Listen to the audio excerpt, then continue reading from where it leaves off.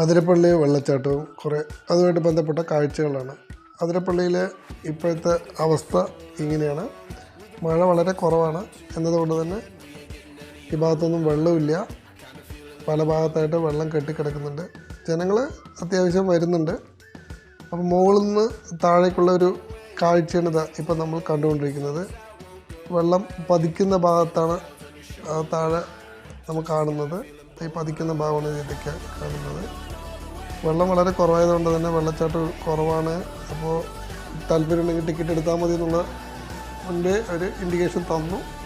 ഒരാൾക്ക് 60 രൂപ എന്ന നിലയിലാണ്. വെള്ളച്ചാട്ടം കാണണമെങ്കിൽ താഴേക്ക് കുറച്ചൊരു 400 മീറ്റർ താഴെ കുത്തനെ പോകണം. താഴെ പോയി കഴിഞ്ഞാൽ നമുക്ക് കാണാൻ പറ്റുന്ന ഒരു വ്യൂ ഇതിങ്ങനെയായിരിക്കും. നമ്മൾ പല സിനിമകളിലും അതിരപ്പള്ളി വെള്ളച്ചാട്ടം കണ്ടിട്ടുണ്ടല്ലോ.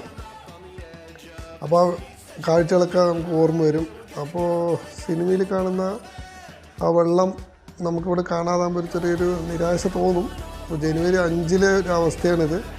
അപ്പോൾ നല്ല രീതിക്ക് മഴയുള്ള സമയത്ത് വന്നു കഴിഞ്ഞാൽ നല്ല വെള്ളച്ചാട്ടം നമുക്ക് കാണാൻ പറ്റും. അപ്പോൾ മഴ വളരെ കുറവായതുകൊണ്ട് തന്നെ ഈ ഒരു രീതിക്ക് നമുക്ക് വെള്ളച്ചാട്ടം കാണാൻ പറ്റുന്നുള്ളൂ.